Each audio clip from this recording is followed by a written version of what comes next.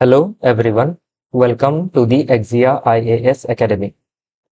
আহিবলগা APSC CC মেইনছৰ কাৰণে আমি probable questionৰ যেটো সিৰিজ আৰম্ভ কৰিছিলো তাৰে আজি দ্বিতীয়টো কোৱেশ্চন আলোচনা কৰিব লৈছো আৰু হেতু হৈছে Assam's own satellite or Assam satellite. তো propose যেটো Assam satellite আছে তাৰ ওপৰত আপোনাক কোৱেশ্চন সুধিব পাৰে গতিকে ইয়াৰ ওপৰত মই আপোনালোকৰ কোৱেশ্চনটোৰ background ইয়াৰ কি rationale আছে features কি আছে Assam satellite applications কি থাকিব ইয়াৰ কি significance আছে ইয়াতে কোনখিনি আপোনাৰ প্ৰত্যাহ্বান বা challenges থাকিব আৰু ইয়াৰ way forward কি হ'ব সেই কথাখিনি মই short কে আলোচনা কৰিম 150 পৰা 250 শব্দৰ ভিতৰত যাতে আপুনি পৰীক্ষাত যিখিনি লাগতিয়াল কথা আছে সেইখিনি লিখিব পাৰে গতিকে টপিকটো হৈছে proposed Assam satellite তো কি ফ্যাক্ট আছে for APSC mains তো এতিয়া যদি আমি ব্যাকগ্ৰাউণ্ড চাওঁ অসমক কিয় এটা own satellite বা নিজা satellite লাগে কিয়নো অসমে প্ৰত্যেক বছৰে ফ্লাডৰ সন্মুখীন হয় ইৰোজনৰ সন্মুখীন হয় ল্যান্ডস্লাইডৰ সন্মুখীন হয় আৰু বায়োডাইভাৰ্সিটি লছৰ সন্মুখীন হয় আৰু এইখিনি আমি মেনেজ কৰিবৰ বাবে আমাৰ বহুত বেছি ডিপেন্ডেন্স থাকে আপোনাৰ ইছৰোৰ ওপৰত বা নৰ্থ ইষ্ট ষ্টেট এপ্লিকেশন যেটো সেন্টাৰ আছে স্যাটেলাইট ডেটাৰ বাবে গতিকে আমি যেতিয়া ডিপেন্ডেন্ট হৈ যাওঁ এই আপোনাৰ ইছৰো বা এনি এসএসসি ওপৰত তেতিয়া কি হয় আমাৰ ডেটাটো তো আমি লাভ কৰো কিন্তু কিছু টাইম ডিলে হয় যাৰ কাৰণে আমি টাইমলি অ্যাকশন লব নোৱাৰো সেই গতিকে কি কৰিছে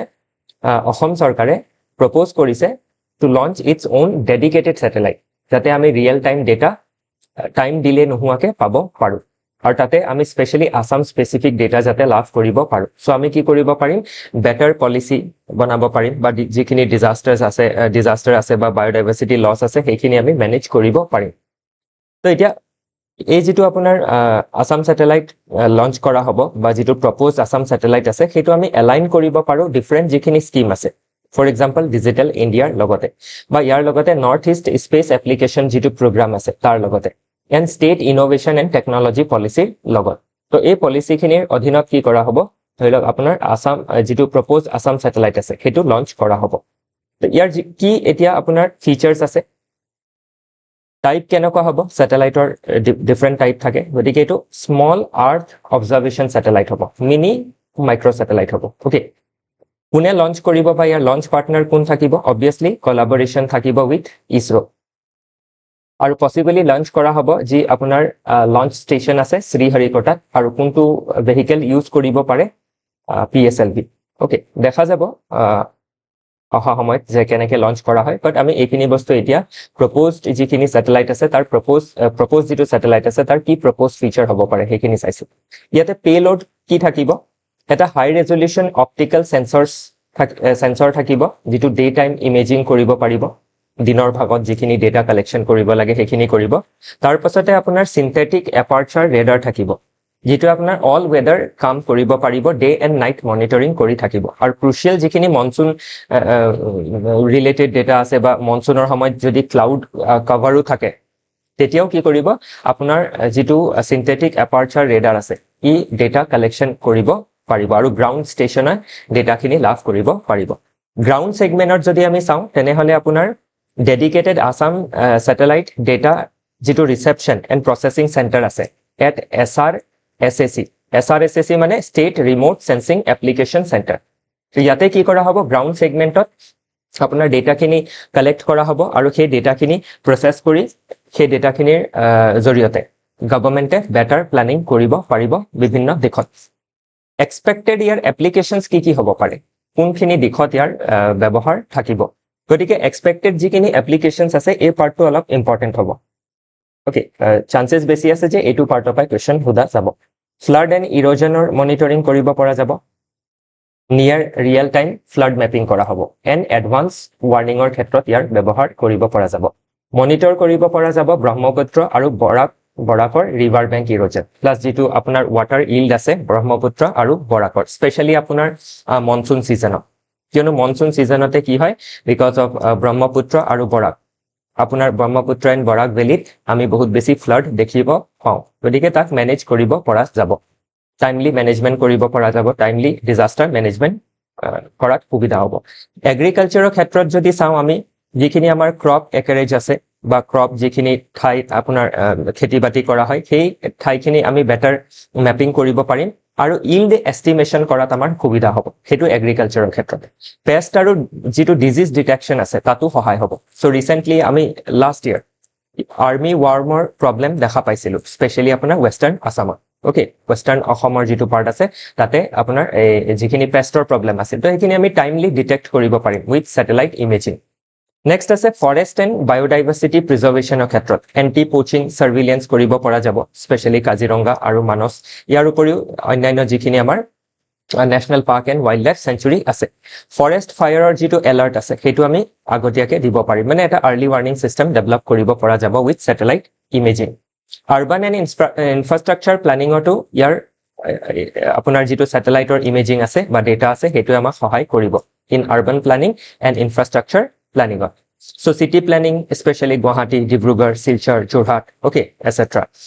নেক্সট আপোনাৰ যি PM গতি শক্তি মেপিং আছে বা আপোনাৰ ভাৰতমালা আছে পৰ্বতমালা আছে অসমমালা আছে এই গোটেইখিনিত কি হ'ব বেটাৰ আমি মেপিং কৰিব পাৰিম আৰু বেটাৰ প্লেন বনাই বেটাৰ এক্সিকিউশ্যন বেটাৰ ইভলিউশ্যন কৰিব পাৰিম যদি আমাৰ ওচৰত বেটাৰ ডেটা থাকে অ'কে তাৰ পাছতে ক্লাইমেট এণ্ড এনভাইৰনমেণ্টেল মনিটৰিঙতো সুবিধা হ'ব স্পেচিয়েলি আপোনাৰ ৱেটলেণ্ড যিটো ইনভেণ্টৰী আমি বনাব পাৰিম এবাউট আমাৰ যিখিনি ৱেটলেণ্ড আছে লাইক দীপৰ বিল সোণ বিল এইখিনিৰ ওপৰত ক্লাইমেট চেঞ্জৰ যিখিনি ইম্পেক্ট আছে সেইখিনিও আমি ষ্টাডি কৰিব পাৰিম অসমৰ পাৰ্চপেক্টিভৰ পৰা অ'কে তাৰ লগতে আপুনি এগ্ৰিকালচাৰৰ টিৰ কথাও মেনশ্যন কৰিব পাৰিব হৰ্টিকালচাৰৰ কথাও আপুনি মেনশ্যন কৰিব পাৰিব অ'কে তো মই এইখিনি আপোনাক মেইন টেমপ্লেটখিনি আৰু তাৰ ভিতৰতে দুই লাইন যাতে আপুনি 150 to 250 ৱৰ্ডৰ ভিতৰত আনচাৰটো লিখিব পাৰে অ'কে নেক্সট আছে ইয়াৰ কি ছিগনিফিকেঞ্চ হ'ব যে ষ্টেট স্পেচিফিক ডেটা অনাৰশ্বিপ হ'ব যে ষ্টেটে কি কৰিব অসমে কি কৰিব পাৰিব নিজৰ ছেটেলাইটেৰে নিজে ডেটা কালেক্ট কৰি সেই ডেটাৰ অনাৰশ্বিপ লৈ সেই ডেটাখিনি বেটাৰ ইউটিলাইজেশ্যন কৰি বেটাৰ প্লেনিং কৰিব পাৰিব অ'কে আৰু বেটাৰ টাইমলি যিখিনি আমাৰ আপোনাৰ একশ্যন ল'ব লাগে চুইফ্ট একশ্যন ল'ব লাগে বা প্ৰম্পট একশ্যন ল'ব লাগে সেইখিনিত সহায় হ'ব so' no' dependence on pan India schedules faster decision making কৰিব পৰা যাব গতিকে যেতিয়া ডিজাষ্টাৰৰ ছিচুৱেশ্যন হয় তাতে আটাইতকৈ জৰুৰী কি প্ৰম্পট ডিচিজন মেকিং কৰা যাতে আমি অনতিপলমে কি কৰিব পাৰোঁ যিখিনি প্ৰব্লেম হৈছে সেইখিনি এড্ৰেছ কৰিব পাৰোঁ boost to research and innovation গতিকে অসমৰ আপোনাৰ যিটো অসমত ৰিচাৰ্চ আৰু ইন'ভেশ্যনৰ যিটো ইক'চিষ্টেম আছে সেইটো বুষ্ট হ'ব ইয়াৰ লগতে এমপ্লয়মেণ্ট আৰু স্কিল ডেভেলপমেণ্টৰ অপৰচুনিটিও আমি দেখা পাম অসমত বিশেষকৈ অসমৰ যিসকল শিক্ষিত ইউথ আছে specially in space technology okay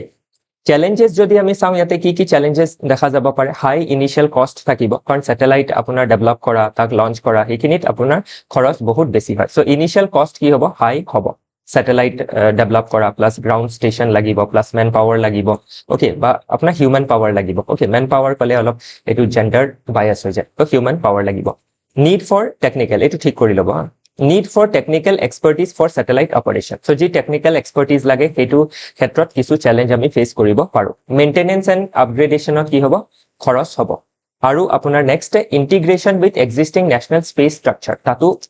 space infrastructure tatu kichu okhubidha ami face koribo paru gotike way forward ki hobo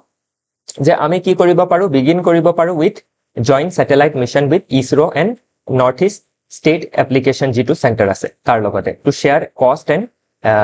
technology তাৰ পাছতে আমি ষ্ট্ৰেংথেন কৰিব পাৰোঁ আপোনাৰ SRSSC আৰু NESC লগত কোলাবৰেশ্যন কৰি okay for training and local manpower and again manpower আহিলে হিউমেন পাৱাৰ ডেভেলপ কৰা okay link Assam satellite data with AI based flood and crop prediction model so' link কৰিব লাগিব আছাম ছেটেলাইটৰ data with AI based flood and crop prediction model তো আমাৰ যি AI model আছে তাৰ লগত আমি কি কৰিব পাৰোঁ ছেটেলাইট ডেটা আপোনাৰ ইণ্টিগ্ৰেট কৰিব পাৰোঁ অ'কে তো এইখিনিৰ জৰিয়তে আমি কি কৰিব পাৰিম অসম যিটো ছেটেলাইট আছে তাৰ যিখিনি সম্ভাৱনীয়তা তাৰ যিখিনি চেলেঞ্জেছ আছে সেইখিনি আমি পৰীক্ষাত লিখিব পাৰিম অ'কে তো আশা কৰিছোঁ এইবাৰ এইটো কুৱেশ্যন আহিব যদি আপোনালোকৰ ষ্টিল কিছুমান ডাউট আছে বা বুজা নাই বা আপোনালোকক কিছুমান আপুনি ভাবিছে যে এনেকুৱা টপিক আহিব পাৰে গতিকে সেই বিষয়ে আপোনালোকে কমেণ্ট ছেকশ্যনত জনাব মই তাক 150 to 250 ৱৰ্ডছৰ ভিতৰত ৰেকৰ্ড কৰিবলৈ যত্ন কৰিম আজিলৈ ইমানেই আছে নেক্সট আকৌ এটা সম্ভাৱ্য কুৱেশ্যন লৈ আলোচনা কৰিম আজিলৈ ইমানেই ধন্যবাদ